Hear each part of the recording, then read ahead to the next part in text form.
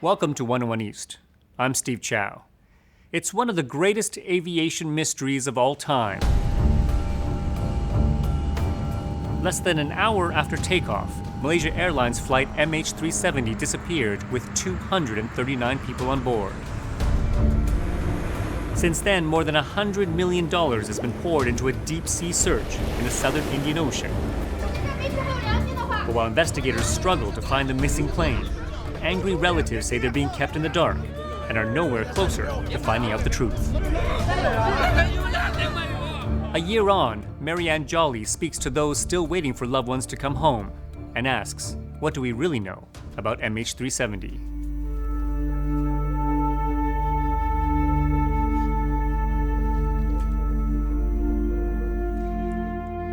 Sierre Sutway and her husband pray for their son. It's a ritual that goes on until the early hours of the morning. We look at the photo over and over again and still feel he's alive. We don't believe he fell into the ocean. 21-year-old Feng Dong was one of the 153 Chinese passengers on board MH370. A labourer in Malaysia, he was heading home to China to visit his family. Every day when we're eating, we miss our child, wondering if he is hungry or not. When sleeping, we miss our child, wondering if he feels cold. Is he suffering? Tell me. Desperate for any information about the lost plane, Sierre and her husband moved from their remote village in the eastern province of Jiangsu to this shanty town on the outskirts of Beijing. The place we are living in, if I may say, is totally unlivable for a human being. But we put up with it for our child. We just want to find the person who is responsible, to know the truth. But the truth has been elusive ever since the Boeing 777 failed to arrive at Beijing airport. Scheduled to land at 6:30 a.m. on the 8th of March last year, the flight status board showed MH370 as delayed for the first hour. Then came the chilling announcement from Malaysian Airlines. Malaysia Airlines confirmed that this flight, MH370, lost contact with Subang Air Traffic Control at 2:40 a.m. this morning. Traumatic scenes of shock and anguish reverberated around the world as families waited for updates. Confusing and contradictory statements from authorities bred deep suspicion, with angry relatives lashing out.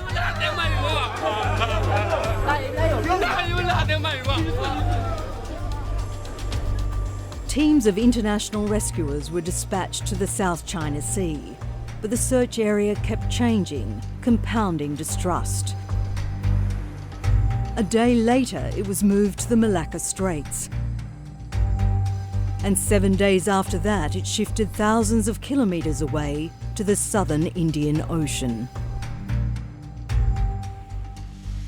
With deep sadness and regret that I must inform you that according to this new data, flight MH370 ended in the southern Indian Ocean.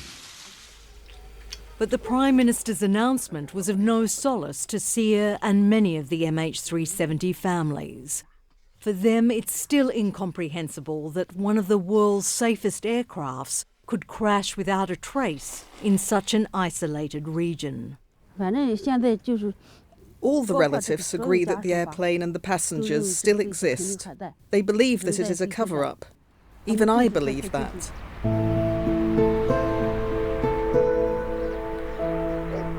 Today, Sia and her husband are heading into central Beijing. They make the 3-hour trip at least once a week.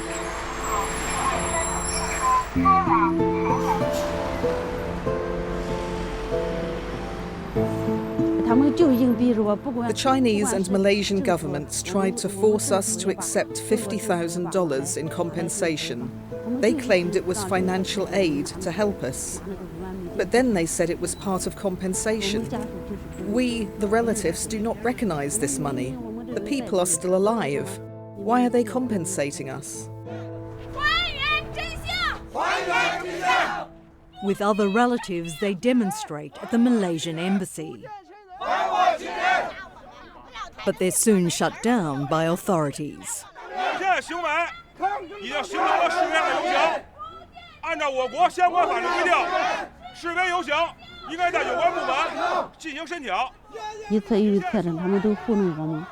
They have repeatedly lied to us. We are already on the brink of despair. In order to understand the chain of events that led to this extraordinary aviation mystery and left MH370 families in complete despair, we go back to where the flight began, Kuala Lumpur Airport. It's almost a year since MH370 took off from here, and still very little is known about what happened on board and why it ended up in the southern Indian Ocean. But what is known all too well are the failures of the Malaysian authorities and the airline company in the crucial few hours after the plane lost contact with air traffic control. Conspiracy theories are now rife, and many believe there's been a cover-up. As passengers pass through immigration, we now know at least 2 of them were travelling on false passports. These Iranian nationals boarded the flight with stolen Austrian and Italian identities. At 12:40 a.m, MH370 taxied out onto the runway, ready for takeoff. 370, 32 right of takeoff. Nice. Malaysia 37, US.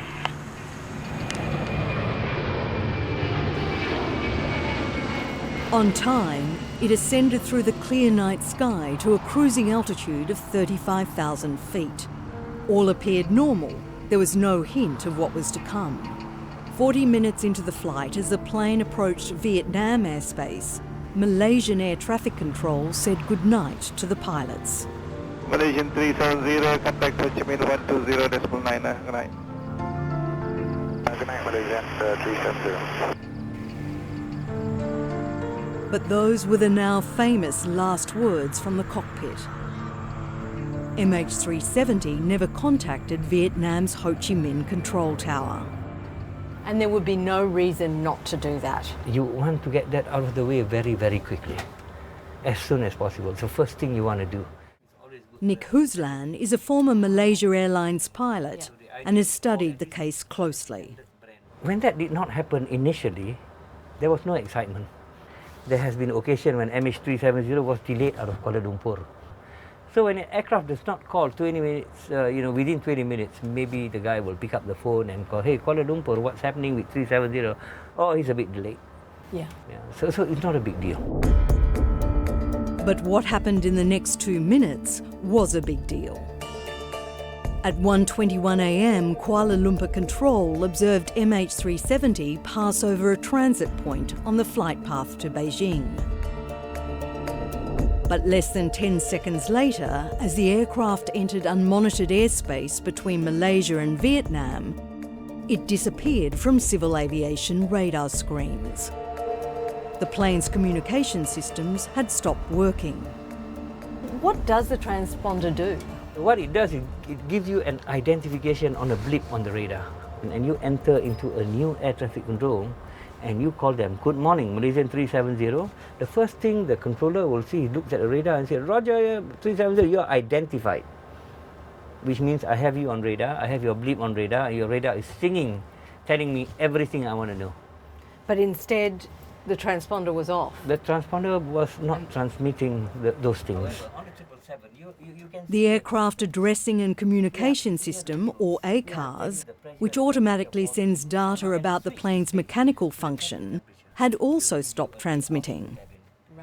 And so when you turn that off, no signals... When you deactivate this, right, it will stop sending that 30-minute interval. And you can do that here? Yeah, you can do that here, yeah, from the cockpit, yeah. Whether these vital communication systems were intentionally or unintentionally turned off by the pilot or someone else on the plane is a matter of speculation. But the authorities' response in the aftermath is not.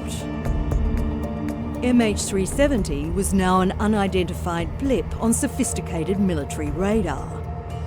It turned sharply to the west, and then Malaysia's Butterworth Air Force Base in Penang tracked it crossing the peninsula. At 2:22 a.m, the aircraft flew out of radar range and effectively vanished. But tragically, none of this was known for days.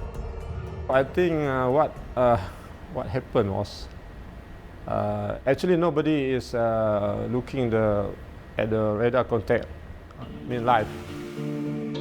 Zaidi Ahmed was a Malaysian Air Force pilot based at Butterworth, but was sacked recently for speaking out about election irregularities during the 2013 national polls.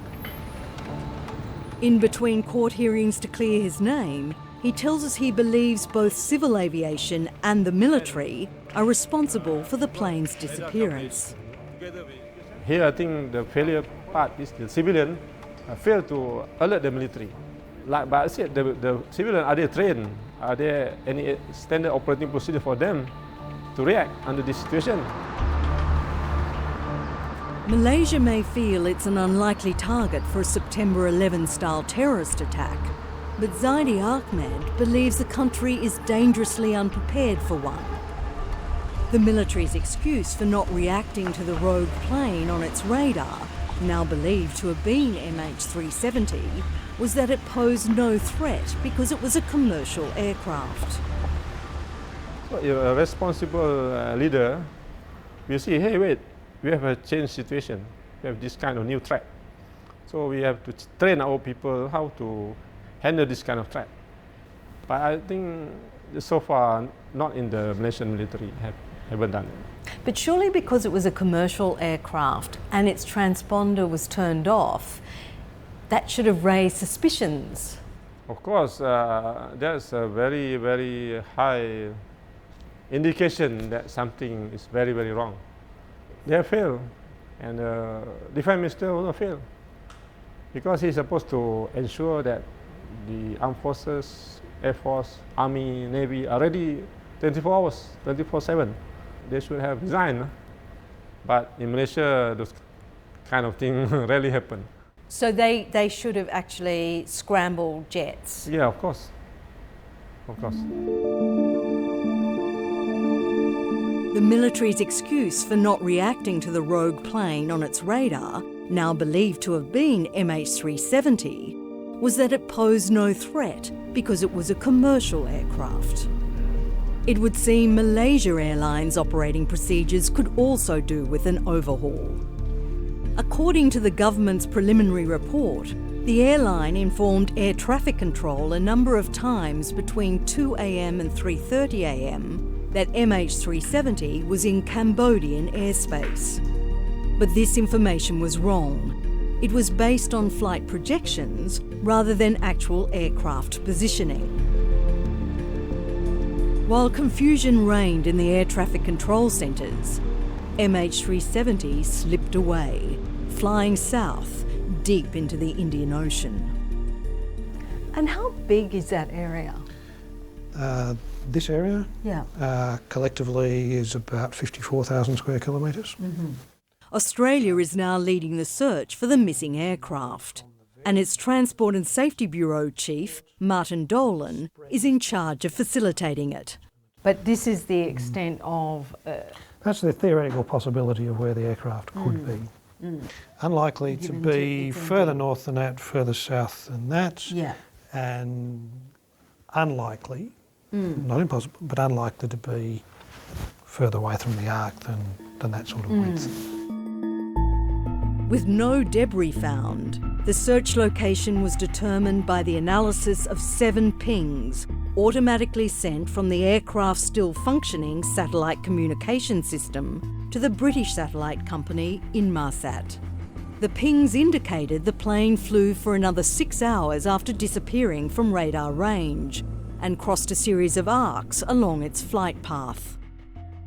What we're doing is taking what's essentially communications information and trying to turn it into location information. Not really been tried before, so there was progressive refinement of the techniques that were being used over time. Those refinements saw the priority search area move 3 times and thousands of kilometres. All the experts are now largely agreeing this is as refined and as focused as it's going to get. So we are quite confident but not certain that the aircraft is in this high priority area that we're searching. Costing more than $100 million, with Australia and Malaysia sharing most of the burden, the search of the priority area is expected to be completed in May. But it's attracted sceptics. One of them is Paul Henry NARGEOLET, who headed the successful search for the Air France flight that crashed in the Atlantic Ocean in 2009. We spoke to him via Skype. The big problem with MH370 is they never find any debris. And for me, that's something very important, you know, because all my life I was saying, no debris, no plane. Because of course, the chance it will be in the Indian Ocean, I will say there is a big chance, but it's a big area, you know. And Inmarsat, it's a very, very small information. I know the people were probably saying, you know, it's the only data we have. Okay, but if there is no way to cross with another data, maybe it's a waste of time and a waste of money. With so many questions unanswered, and still not a skerrick of concrete evidence as to where the aircraft ended its journey, family members are in limbo. Psychologically or emotionally, it might make me feel better to think that the plane was in fact just taken somewhere else and everyone has just been released somewhere. That would give me a lot more peace of mind than trying to believe that the plane is somewhere at the bed of the Indian Ocean. But, you know, there's really no evidence, so there's nothing to say what it could be or what it couldn't be, and I think for now, a lot of things remain a possibility. Grace SUBATHIRAI Nathan's mother, Anne Daisy, was flying from her home in Kuala Lumpur to Beijing to see Grace's father, who's living and working there. It was a routine commute between the two cities. I hope every day that she'll just walk home one day, and we still believe that she'll come back. So we don't carry on as if she's left us. We live our lives as if she might just come home anytime. There has been a lot of stuff that hasn't come out. Like, we're not sure how much they did in the early hours. We're not sure exactly what steps they took. Everything they gave us was so brief. How is this helping us?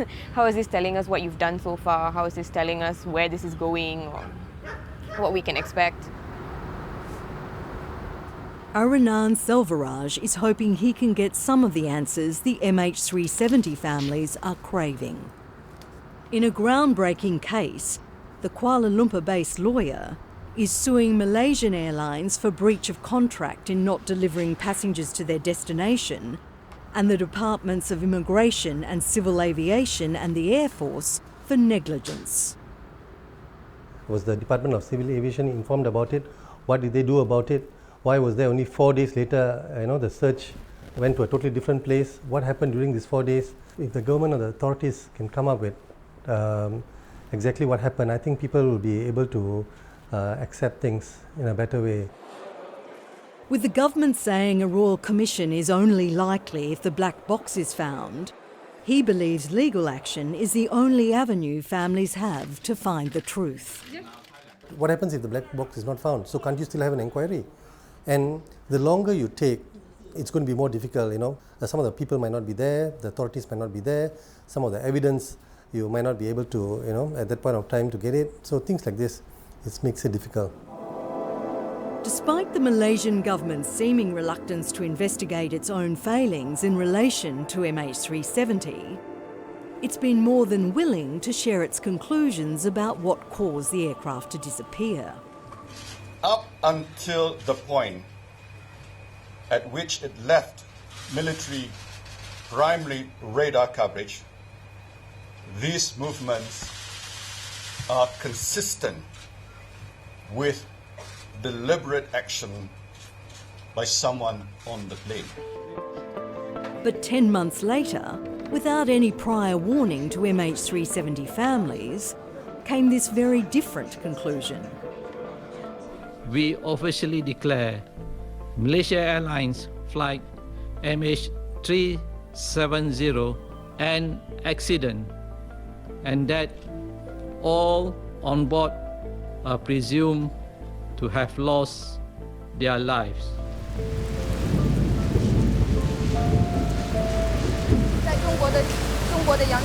In Kuala Lumpur, MH370 families called a press conference, denouncing the declaration as yet another callous and calculated act by the Malaysian government.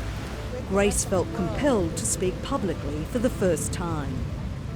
To the world, it has been almost a year, but to us, we live this agony every day. We are told over and over, in some form, in some way, in some shape or another, that our loved ones are gone. And we expect our government to care a little bit more, at least about our feelings. They say they make these announcements because they want to make our compensation claims easier. But at the same time, a lot of people here have not accepted any advance compensation payments. So whose interest are they really doing it in?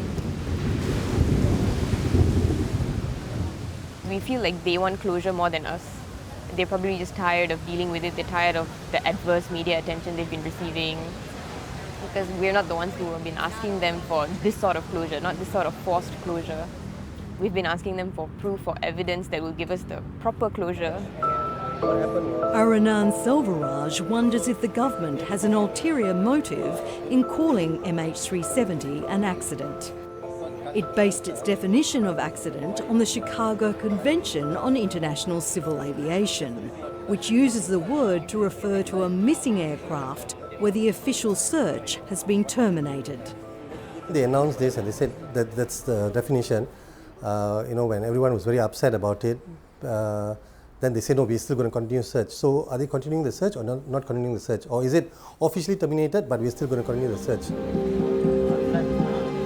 The government's reassurance the search will continue was of little comfort to MH370 families. Arriving in Kuala Lumpur for the first time since the plane disappeared, Sia and the 14 other relatives travelling with her are determined their plight will never be forgotten.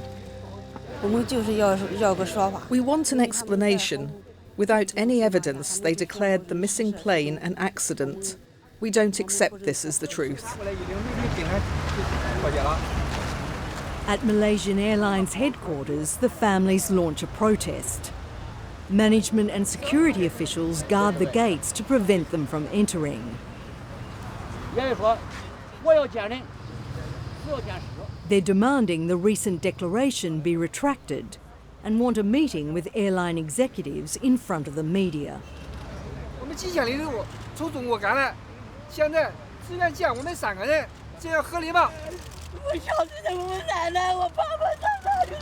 As families are made to wait in the simmering heat, frustrations boil over.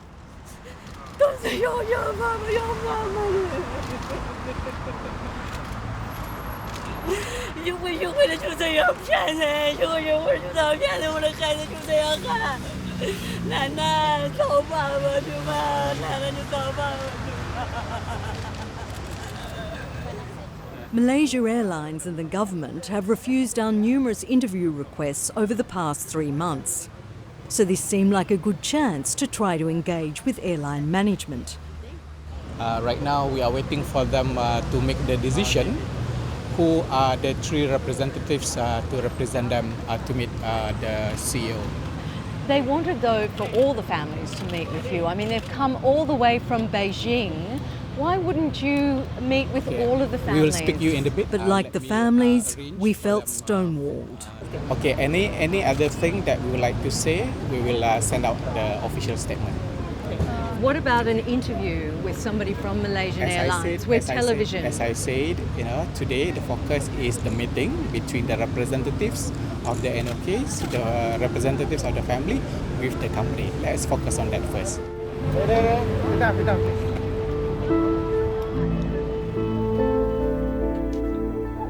1 year on from the tragic disappearance of MH370, time has done little to ease the pain of the families of those on board. With no guarantee the search will continue beyond the priority area, the families may never know the true fate of their loved ones. Not a day goes by that I go throughout the day without missing my mom or crying or because of this. Just not knowing, so it's been very difficult to just put it aside and say like, time for me to get over this, because what am I putting aside? I don't know what's happened. And until they get answers and feel that justice is being done, their nightmare is likely to continue.